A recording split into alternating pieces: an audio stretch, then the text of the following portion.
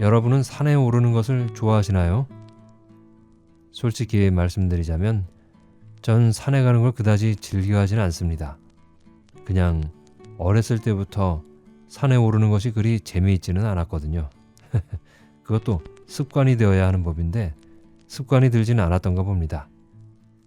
하지만 건강을 위해서 가끔씩이라도 등산을 해보는 것이 좋다고 하니까 한번 마음 먹고 나중에는 좀 해볼까 생각 중입니다. 오늘은 소설 속의 소재 중 하나가 등산이어서 저의 등산 이야기로 시작을 해봤는데요. 제가 오늘 읽어드릴 작품이 김성근 작가의 겨울꽃이라는 작품입니다. 이 작품을 쓴 김성근 작가는 1993년 문화일보의 단편소설 그물에 걸린 포충망이 당선되면서 등단을 했습니다. 2000년 한국문화예술위원회의 지원을 받아서 단편소설집 민달팽이를 발간했고요. 2002년엔 장편소설 티눈을, 2006년엔 단편소설집 자리찾기와 2010년엔 이매의 꿈을 발표했습니다. 그리고 2002년에 제28회 한국소설문학상을 수상했는데요. 현재는 안양 화요문학의 동인이면서 젊은 소설의 동인으로 활동하고 있습니다. 오늘 제가 읽어드릴 작품은 생물학적 나이와 상관없이 사랑의 열정에 휩싸인 사람들의 모습을 아름답게 그려낸 작품입니다. 이제 작품 읽기를 시작할게요. 저와 함께 끝까지 감상해 주시면 고맙겠습니다.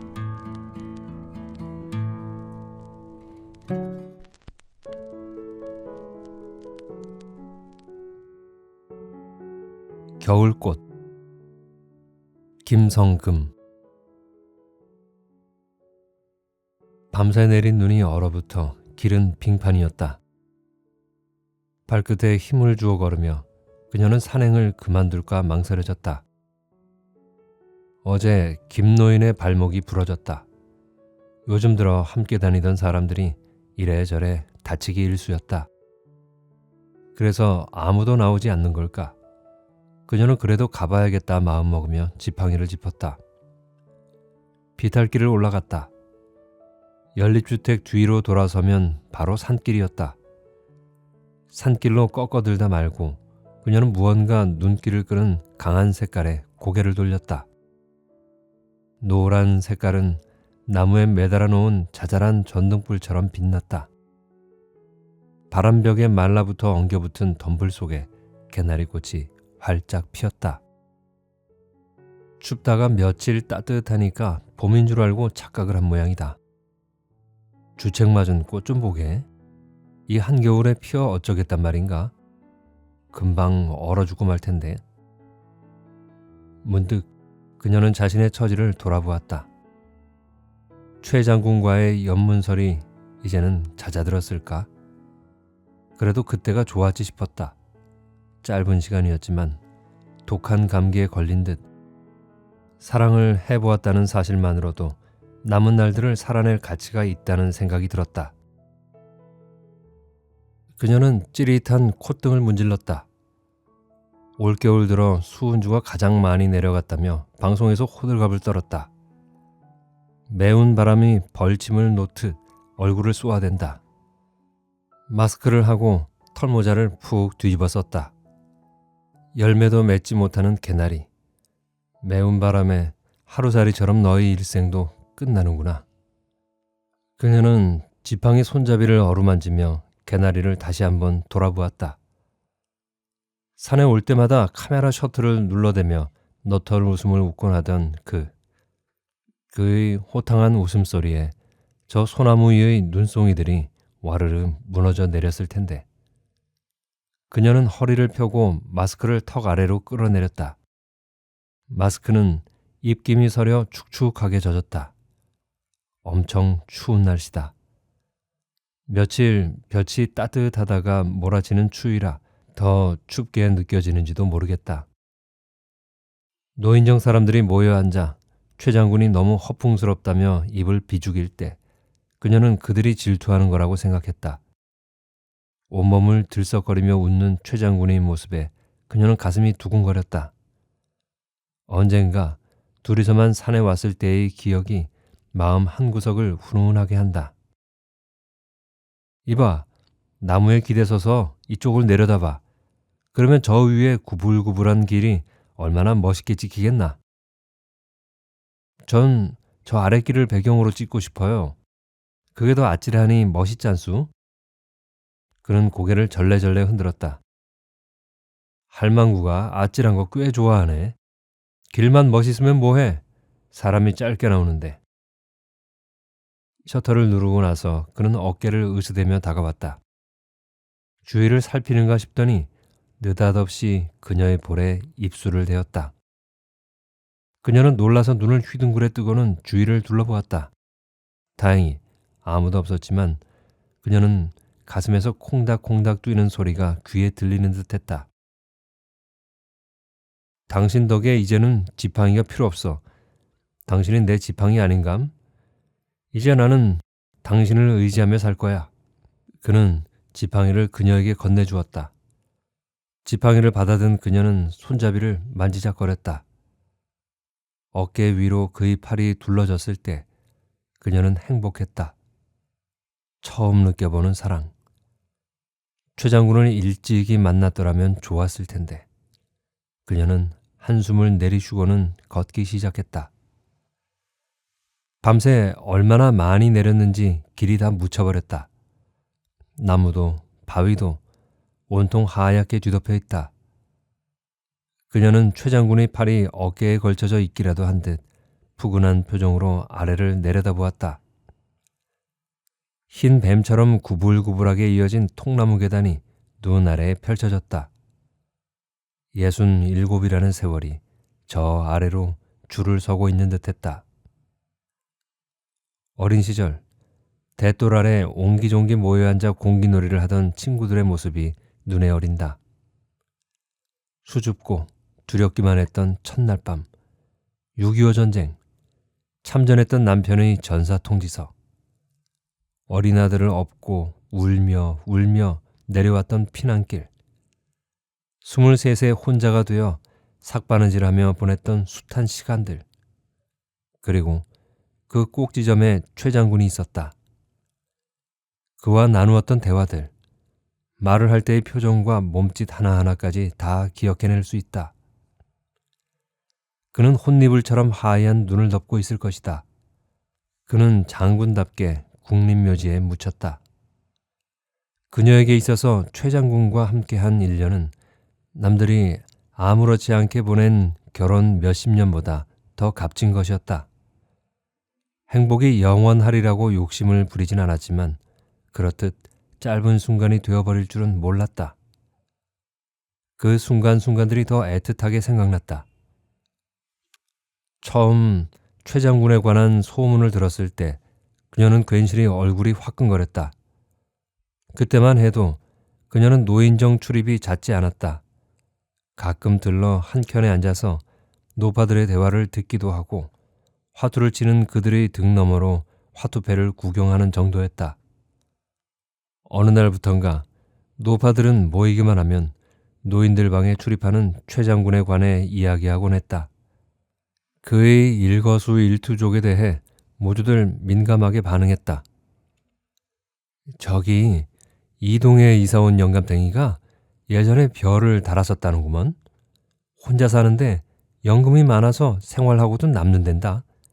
자식들이 자꾸 돈을 줘서 처치곤란이래나 뭐래나. 전번에 노인정 식구들을 다 초대했었잖아. 어찌나 깔끔하고 아기자기하게 꾸며놓았는지 꼭 신혼부부 사는 집 같더라니까. 베란다에는 난 화분이 즐비하고 파출부가 와서 청소며 빨래는 해준대. 게다가 며느리들이 번갈아가며 먹을 걸 냉장고에 쟁여놓고 간대. 마누라만 하나 얻었으면 좋겠다고 하더만. 내가 서울댁처럼 좀 젊었으면 덤벼보겠더만. 평양댁은 신바람이 나서 떠들다 말고 그녀를 바라보았다. 그녀는 손사래를 치며 웃었다. 노파들의 시선이 쏠리자 얼굴이 화끈거렸다.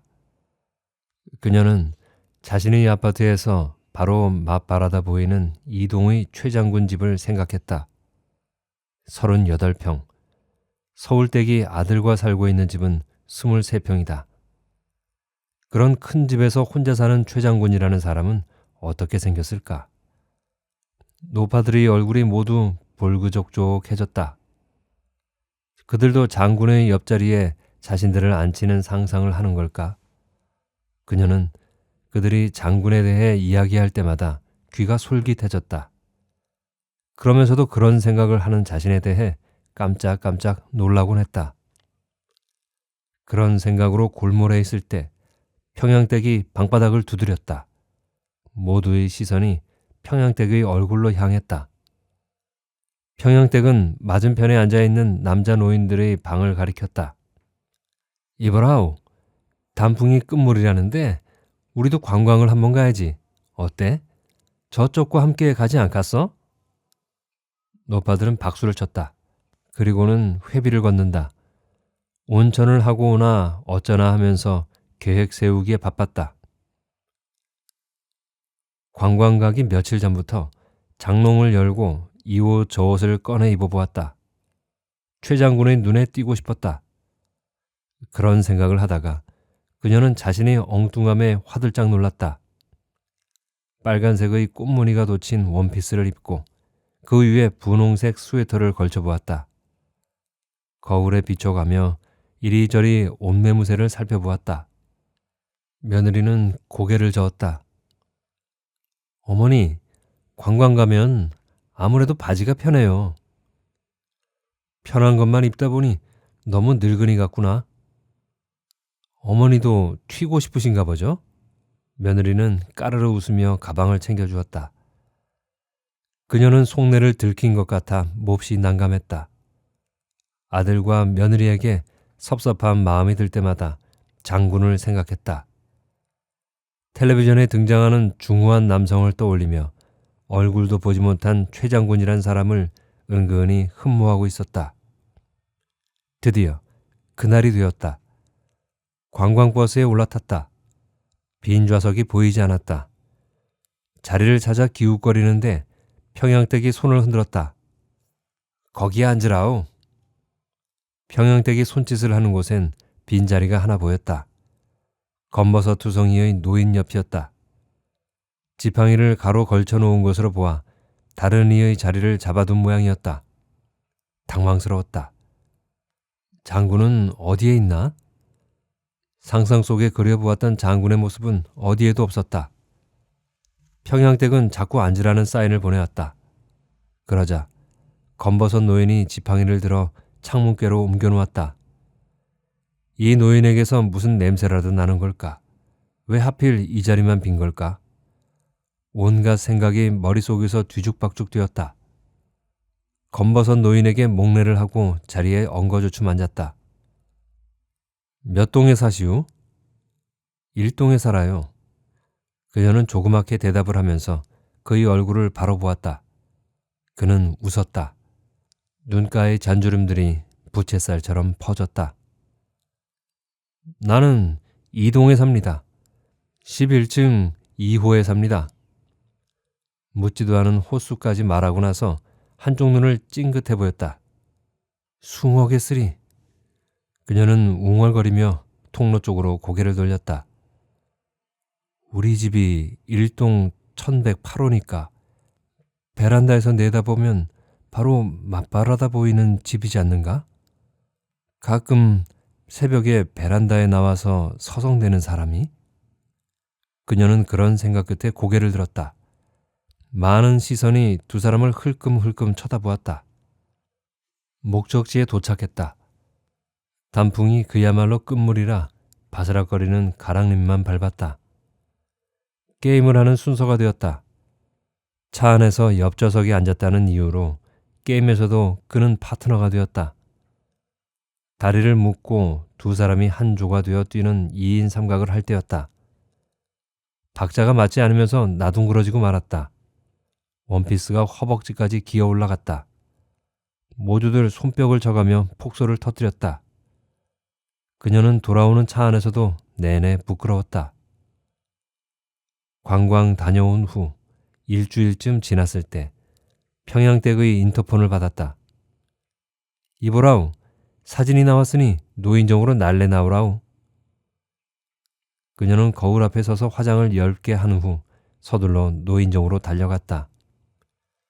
몇몇 사람들이 모여 앉아서 수군거리다가 서울댁이 들어서니까 말을 뚝 끊었다. 이보라우, 뭘 그리 멍청이 서 있나? 들어와 앉으라우. 재미있는 얘기가 있으니끼니 전번에 여행 갔던 얘기들을 해드렸어. 어땠어?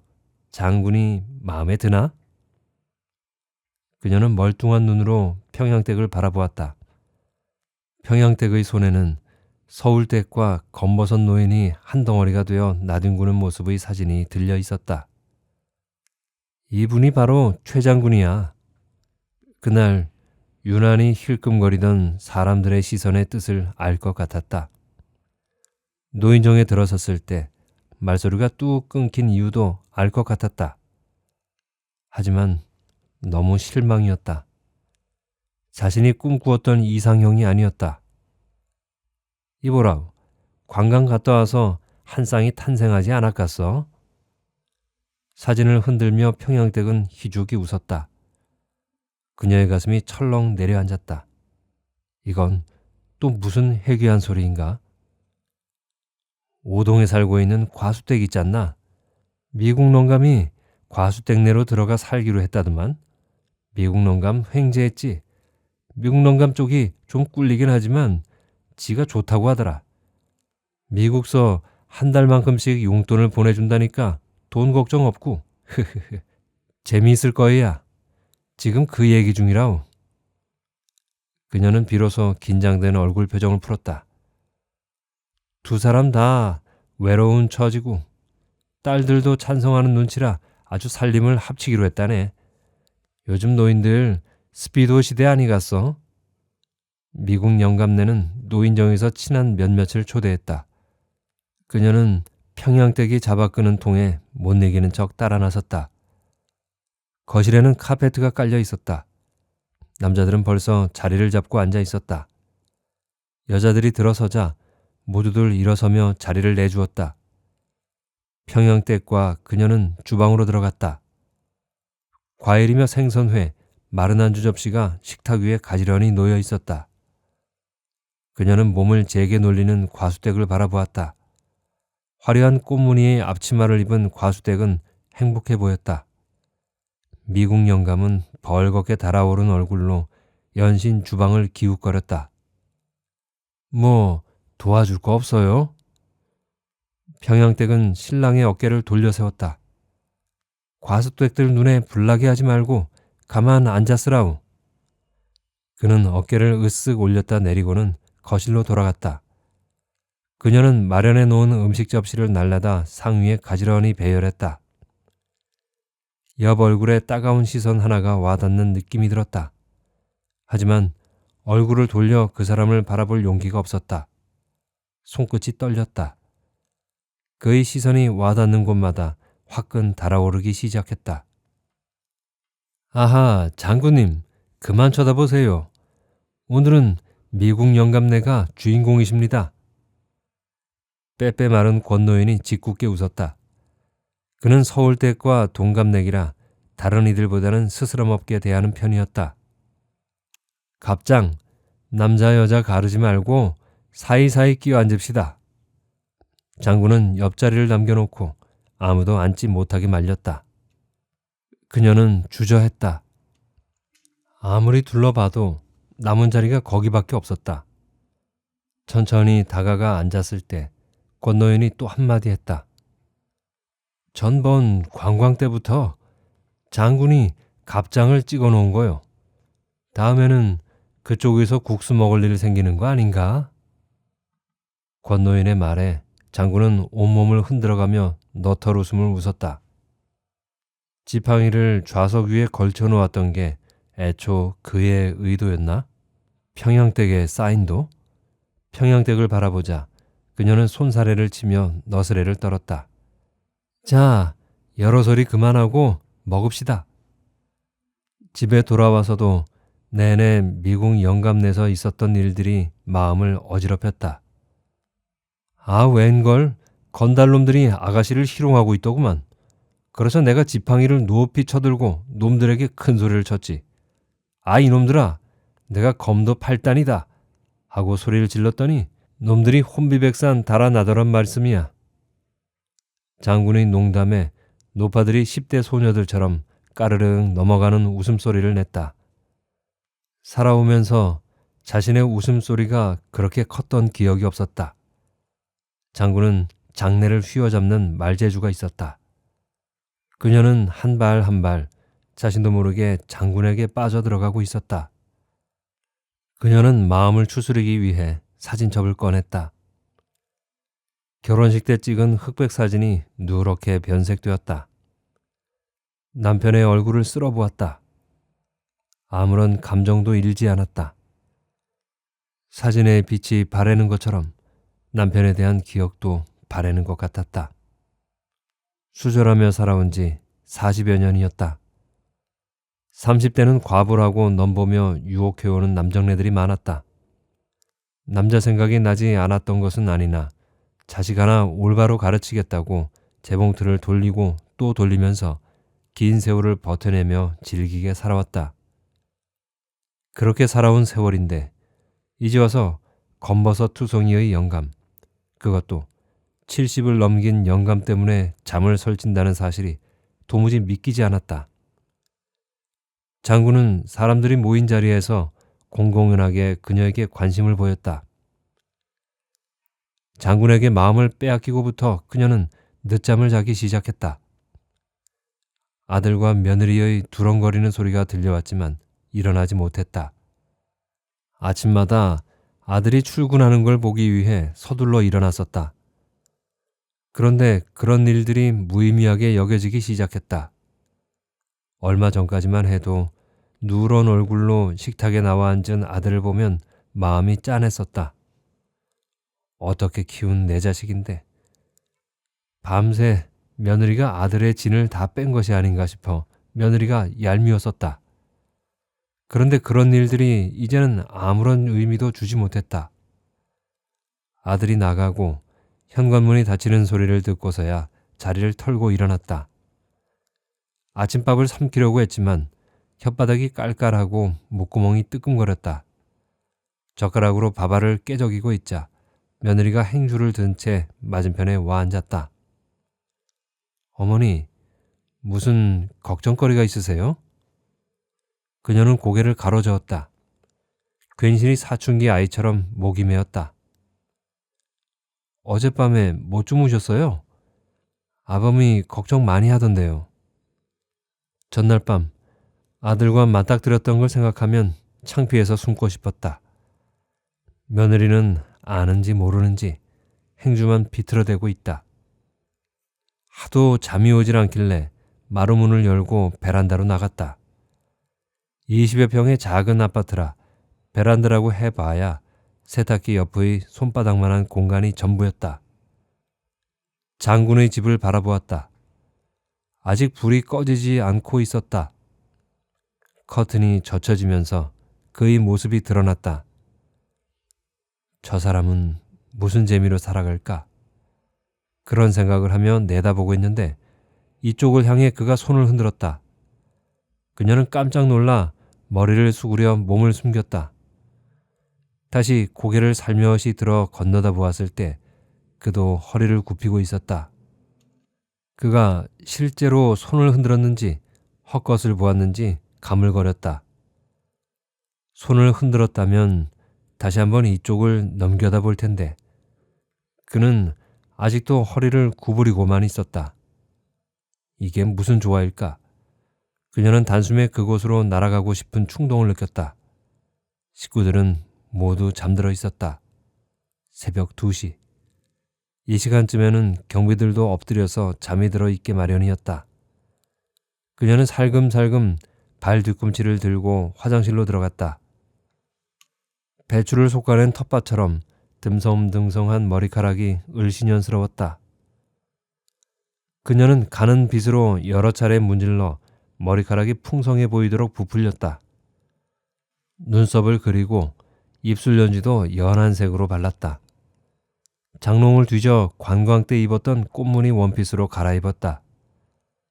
현관 열쇠를 집어들고 문을 열었다. 삑. 현관문이 경첩해서 쇳소리가 크게 울렸다. 어머니, 이 시간에 어딜 가세요? 아들이 두 팔을 들어 크게 기지개를 켜며 나왔다. 그녀는 얼굴이 화트화트하게 달아올랐다. 잠이 오지 않아서 바람 좀 쐬려고. 아들은 고개를 갸우뚱거렸다. 그녀는 신을 벗고 거실로 올라섰다. 그냥 들어가마. 신경 쓰지 말고 들어가 자거라. 그녀는 아들의 등을 떠밀었다. 방으로 들어가며 웅얼거리는 소리가 들렸다. 노망이 나셨나? 그녀는 방으로 들어가 문을 잠갔다. 자신의 마음을 아들에게 들킨 것만 같아 조마조마했다. 세상에 태어나서 이런 감정은 처음이었다.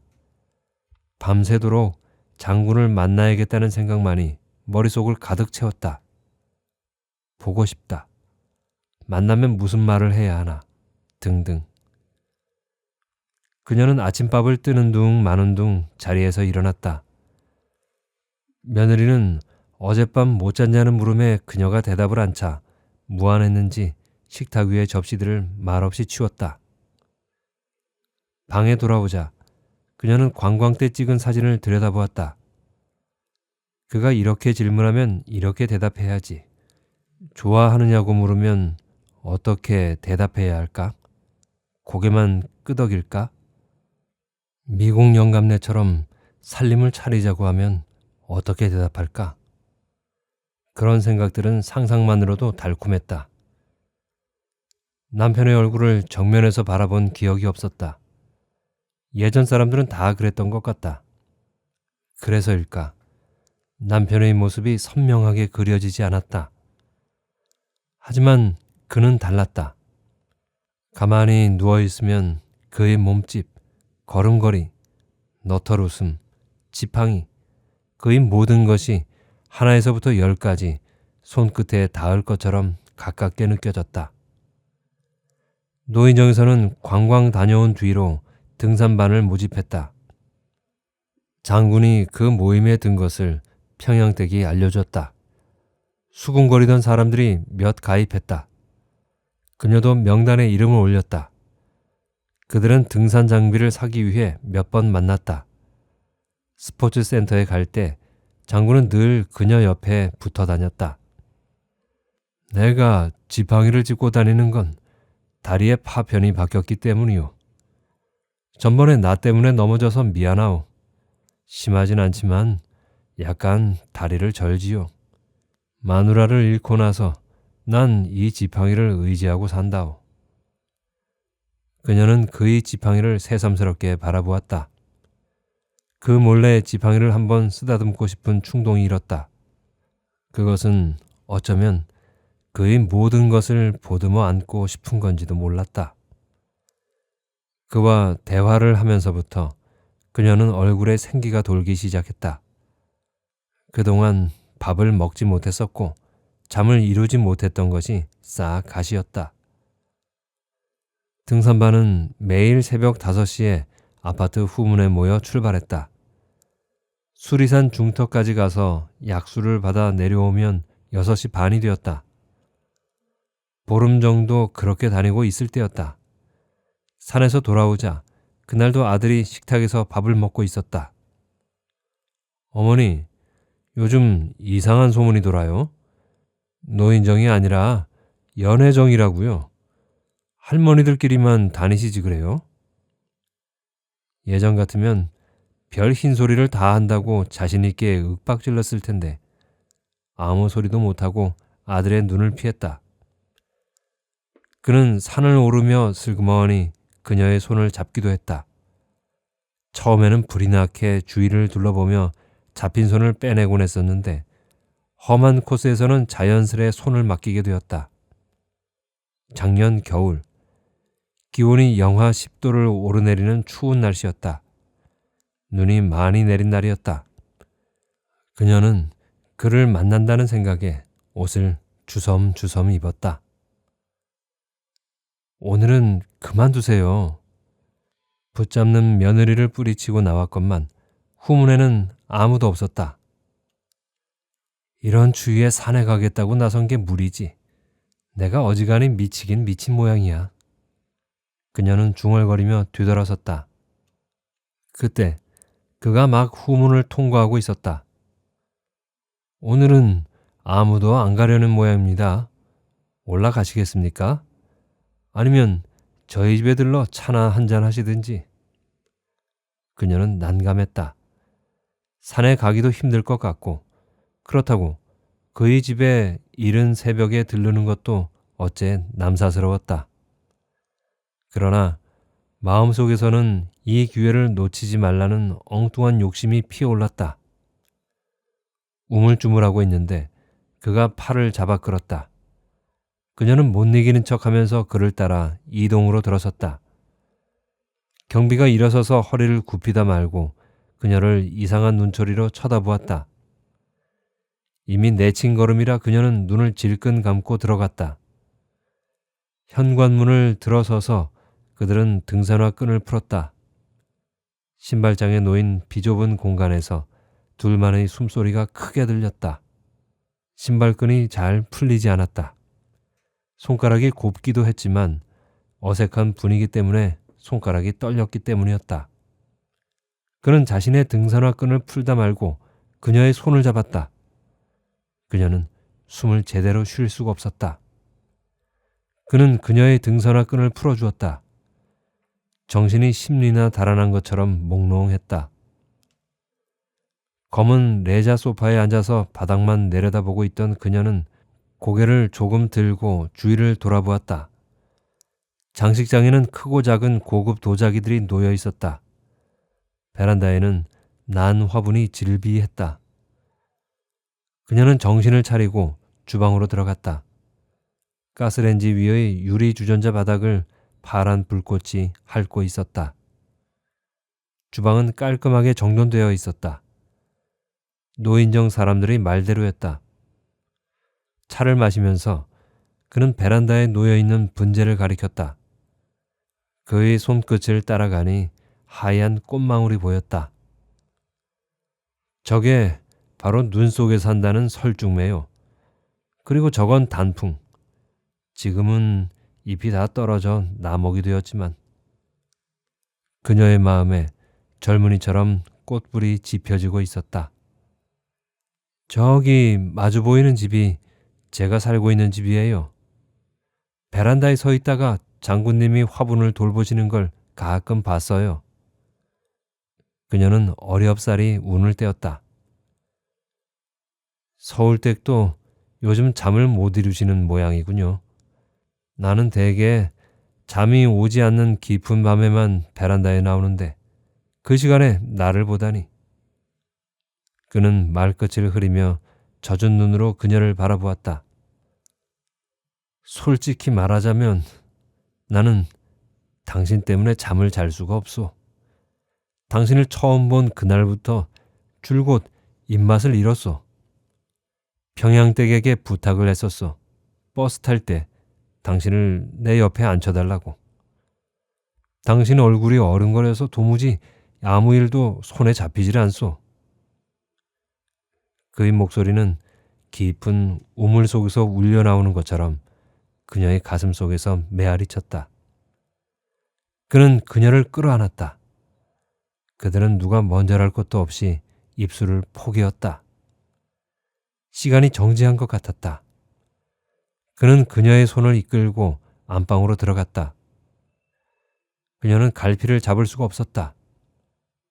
이래서는 안 되는데 아들에게 무슨 말을 할 수 있을까? 며느리에게 무슨 낯으로 대할까? 하지만 그녀는 그가 하는 대로 저항 없이 받아들였다. 그녀는 40여 년 만에 처음으로 남자를 받아들였다. 청룡열차를 탄 것처럼 정신을 차릴 수가 없었다. 얼마나 시간이 흐른 걸까? 유리창으로 태양이 기웃거렸다. 그녀는 깜짝 놀라 일어났다. 그는 깊은 잠에 빠진 것 같았다. 그녀는 머리카락을 매만졌다. 방문을 살며시 닫았다. 배낭을 짊어지고 현관을 빠져나왔다. 계단을 다 내려와서야 약수를 받지 않았다는 데에 생각이 미쳤다. 물도 받지 않고 이 시간에 어디 있다가 오느냐고 아들이 물으면 대답이 궁했다. 집에 들어서자 아들은 이미 출근한 뒤였다.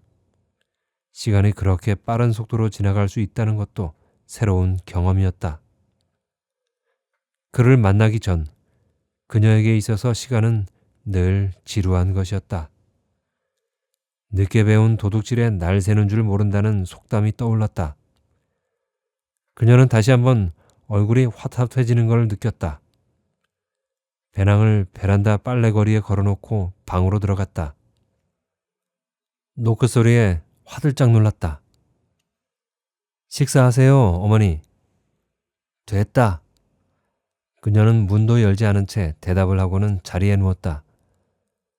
상상으로만 그려보았던 그와의 일들이 실제로 일어났다는데도 비현실적으로 느껴졌다. 미국 영감nen처럼 우리도 합칩시다. 우리 아이들은 대찬성일 거요. 오늘이라도 당장 아드님에게 상의해봐요. 그녀는 자신이 없었다. 오동 과수댁네의 딸들은 쌍수를 들어 환영을 했다고 한다. 아들도 그랬으면 하는 마음이 간절할 뿐이었다. 봄을 보내고 여름을 보내고 추석 차례를 지내고 나서야 아들에게 어렵사리 운을 떼었다. 그럼 그게 소문만은 아니었군요.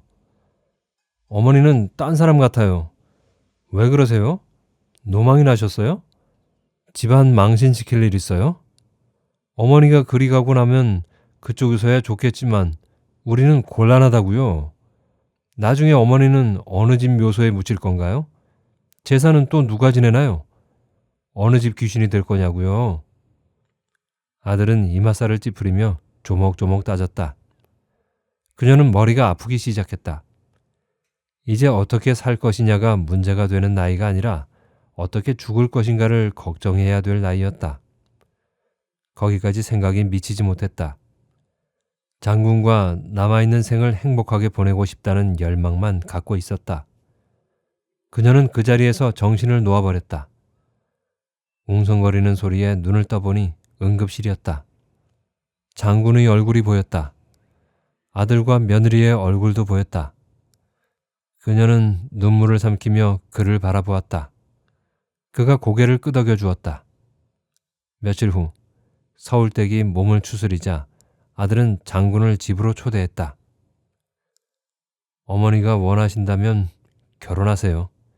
하지만 가방 싸들고 들어가지는 말고 정식으로 재혼 절차를 밟으세요. 그에게로 돌아선 아들은 어머니가 나중에라도 혼자 살 수 있는 기틀을 마련해달라고 똑 부러지게 말했다. 그녀는 당황했다. 그는 아들을 물끄러미 바라보았다. 그런 걱정은 말게. 결혼식 올리기 전에 아파트를 어머니 명의로 변경해 놓을 테니. 양가의 자녀들이 잡아놓은 결혼식 날짜는 그로부터 한 달 뒤였다. 그 한 달이 1년은 되는 듯이 길었다. 소문은 아파트 전체를 들썩거릴 지경으로 퍼져나간 모양이었다. 보는 사람마다 인사였다. 노인정 식구들은 두 사람의 일거수일투족을 늘 살피는지 밤새 있었던 일이 그 다음 날에는 온 아파트 내에 다 퍼졌다.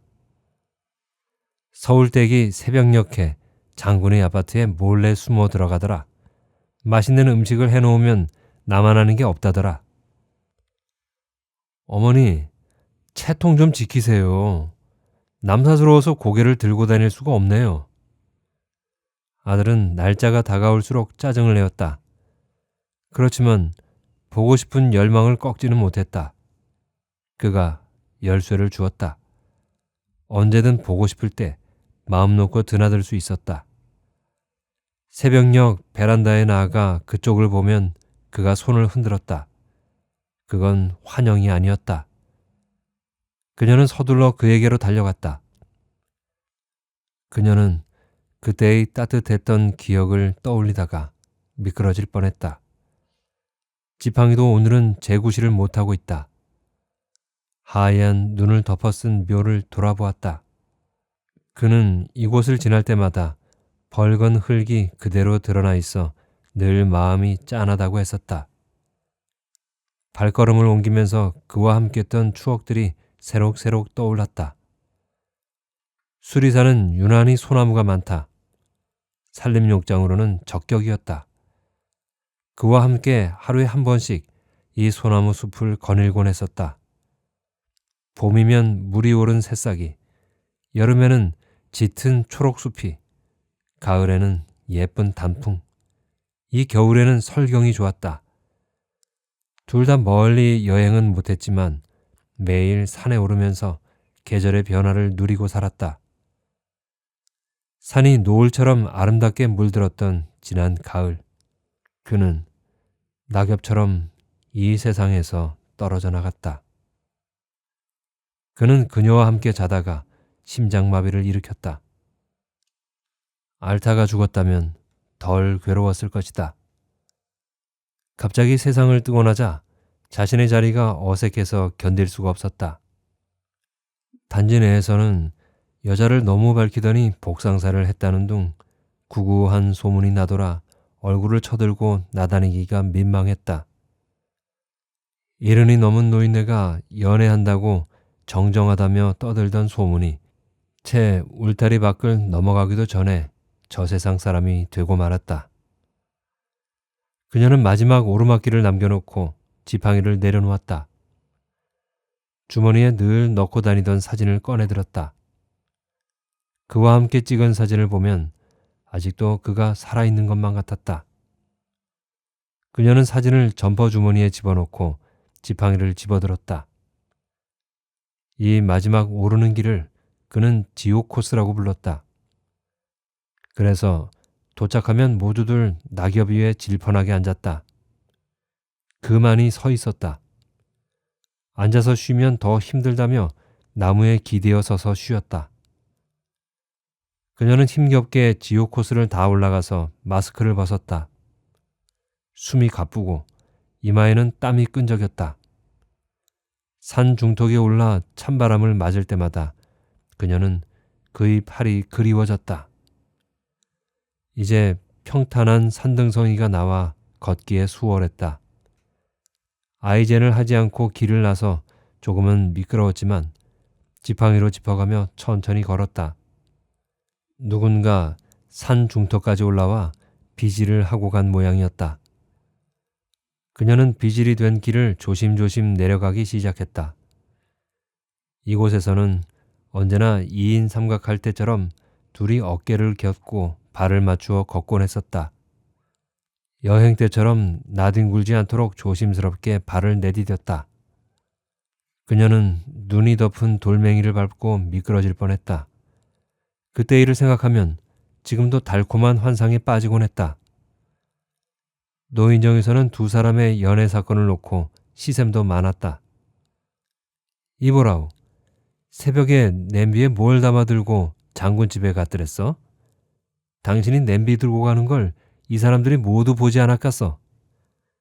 서울댁 때문에 잠설치는 과부들이 많다는 걸 생각해야지. 새벽에 가서 그것도 하는감? 그녀는 말을 못하고 고개를 푹 숙였다. 이보라우, 나이 70이라도 기운은 있까띠? 하기야 문디방만 기어 넘어갈 힘만 있으면 남자들은 그걸 한다더만. 노파들은 방바닥을 두들겨가며 웃었다. 처음이자 마지막 꽃을 피웠던 연애 사건을 떠올리며 그녀는 희미하게 웃었다. 산모퉁이를 돌자 통나무 다리가 나왔다. 지팡이를 짚고 조심조심 건넜다. 나무 다리를 건너고 나면 곧장 내리막길이었다. 그 아래로는 돌밭이 이어져 있다. 다리가 후들거렸다. 흙이 있을 법한 곳을 골라 지팡이로 짚어가면서 천천히 내려갔다. 벽 모양으로 탑을 세워놓은 곳에서 낯익은 등산복 차림의 일행들이 한 무리 눈에 띄었다. 무릎까지 오는 파란 양말이 신선해 보인다. 멀리서 보면 젊은 사내들 같다. 대여섯 명의 일행 중에 평양댁도 끼어 있다. 이봐요, 서울댁, 같이 갑시다. 등산화에 모자까지 똑같은 패거리는 노인정 식구들이었다. 그동안 함께 다니던 노인들이 여러 줄었다. 장군처럼 저 세상으로 간 사람도 있고 자식들을 따라 이사한 노인도 있다. 이보라우, 서울댁, 잘해시다. 이제 혼자 다니지 말고 함께 다니자우. 평양댁은 그녀의 배낭을 큰 손으로 턱턱 쳤다. 평양댁의 마음 씀씀이가 고마웠다. 그들은 왁자지껄하게 떠들며 올라가기 시작했다. 깨진 돌들을 철사로 묶어 길을 만든 곳이 그들에게는 제일 난 코스였다. 골짜기로 흐르는 물이 얼어붙어 고드름을 매달고 있다. 배경 약수터는 난간을 붙잡고도 오를 엄두가 나지 않았다.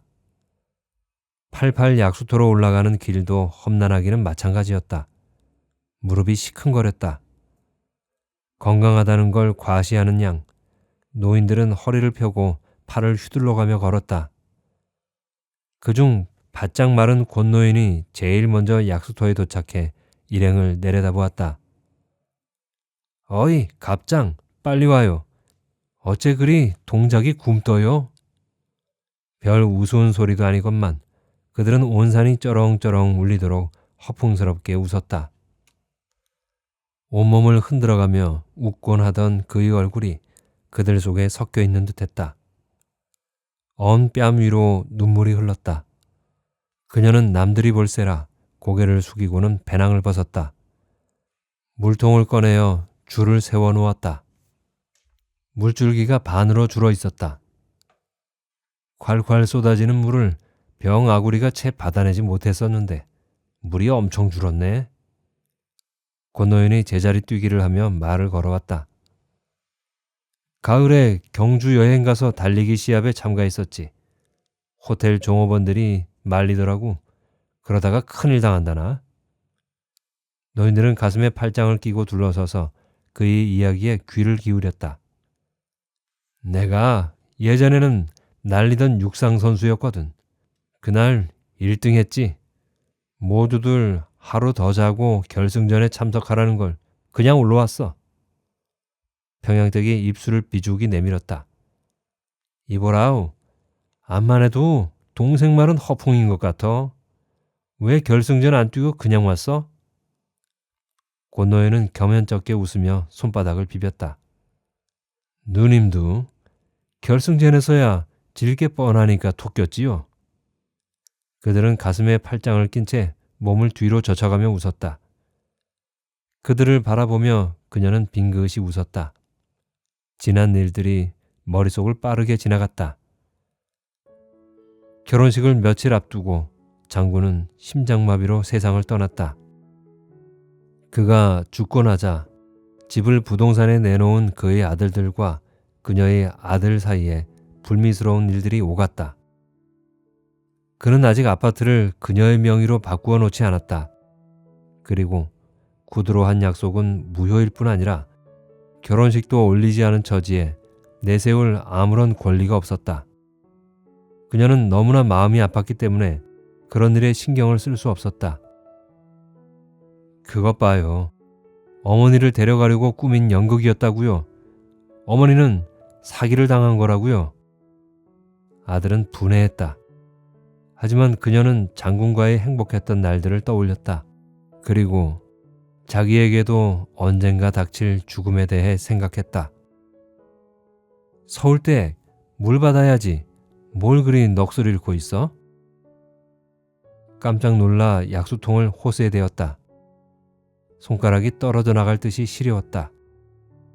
물을 다 받아서 배낭에 넣었다. 톱니 같은 능선이 하늘을 썰고 있는 듯하다. 썰린 하늘 틈 어디쯤에서 그가 약수터를 내려다보며 미소 짓고 있을지도 모른다. 그녀는 그의 손을 잡듯이 지팡이의 손잡이를 어루만졌다.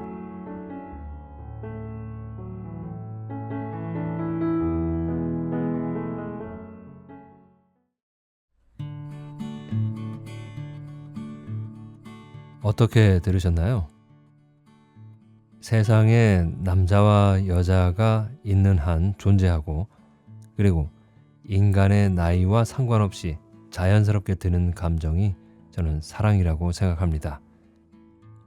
특히 이성에 대한 사랑은 나이와 시간, 학벌, 돈과 상관이 없지요. 그 오묘하고도 알듯말듯한 사랑이란 것이 뭐길래 창피함을 무릅쓰고서라도, 또는 어떤 죽음의 위험을 감수하고서라도 사랑하는 사람과 함께하고 싶어지게 만드는 걸까요? 사랑은 악마이며 불이며 천국이며 지옥이다. 쾌락과 고통, 슬픔과 후회가 거기에 함께 살고 있다. 사랑의 고뇌처럼 달콤한 것이 없고, 사랑의 슬픔처럼 즐거움은 없으며, 사랑의 괴로움처럼 기쁨은 없다. 라고 이미 많은 사람들이 사랑의 정의를 내렸듯이, 사랑은 인간에게 천국과 지옥의 아주 상반된 맛을 동시에 느끼게 해주는 감정임을 인정할 수밖에 없습니다. 오늘 소설의 서울댁과 최장군의 사랑도 그랬죠. 사랑을 시작할 때의 설레임, 서로 마음을 알아챘을 때의 망설임 없는 뜨거움과 열정, 그리고 사랑이 사라졌을 때의 슬픔이라는 사랑에 대한 모든 것을 두 사람은 아주 짧은 순간 모두 경험했습니다. 생물학적인 나이에 상관없이 뜨거운 사랑을 나눈 두 사람이 저는 너무나 아름답게 보였습니다. 어떤 가수가 부른 노래에 이런 부분이 있죠. 사랑은 아무나 하나. 맞습니다. 사랑은 아무나 못합니다. 그만큼 용기가 필요하고 열정이, 그리고 뜨거움이 있어야 합니다. 그래서 두 사람을 응원했어요. 저는 말이죠, 두 사람이 노년에 노망 낳느냐는 자식의 hir난에도 불구하고 시작한 사랑의 절정을 결혼으로 꼭 맺고서 다만 몇 년이라도 더 행복하게 살기를 속으로 정말 많이 바랬습니다. 그랬는데 작가님도 너무하시지. 어쩌면 그 동네 아파트에서 세기의 결혼이 될 뻔했던 그들의 결혼을 어째 결혼 바로 전에 심장마비로 최장군을 하늘나라로 보내버릴 생각을 하셨을까요? 무심도 하시지, 그죠? 40년 만에 다시 신혼의 단꿈을 꾸면서 봄바람 속에 젖어 있었던 두 사람을 왜 그토록 매서운 겨울의 칼바람 속으로 몰아버린 것일까 하고 작가의 생각을 좀 가늠해 봤더랬습니다. 그렇게 두 사람은 10년을 무탈하게 잘 살다가 한날 한시에 두 손을 꼭 잡고 잠자듯이 세상을 떠났습니다. 하는 이야기처럼 너무 평범하게 늘어지는 걸 원하지 않아서였을까요? 소설 속 주인공들이야 오손도손 같이 살면서 행복했을 테니 좋았겠지만, 작가님이나 우리들은 영 평범해서 재미가 없었을 수도 있었을 것 같습니다. 그러고 보면 좀 독자들은 독한 면이 있어요. 소설 속 주인공이 모진 고통 속에서 헤쳐나가는 걸 보는 게 취미니까 말이죠. 하여튼 뭘 어떻게 쓰든 그건 작가님 마음입니다. 어쨌거나 서울댁에겐 40년 전 잃어버린 줄 알았던 가슴 뜨거운 사랑을 다시 만나게 되었으니 행복했을 것입니다. 그것만으로도 값진 사랑이었다고 저는 생각합니다. 여러분은 어떻게 들으셨나요? 이런 질문을 드려보고 싶은데요. 짧더라도 뜨거운 사랑을 하실 건가요? 아님 이럴 줄 예상을 하고서 아예 시작을 안 하실 건가요? 질문이 좀 이상하죠? 미리 이런 예상을 한다면 저도 못할 것 같긴 하네요. 네. 가족 여러분 끝까지 들어주셔서 감사하고요. 지금까지 김성금 작가의 겨울꽃을 읽어드렸습니다. 다음에 뵐 때까지 건강하시고 행복하세요.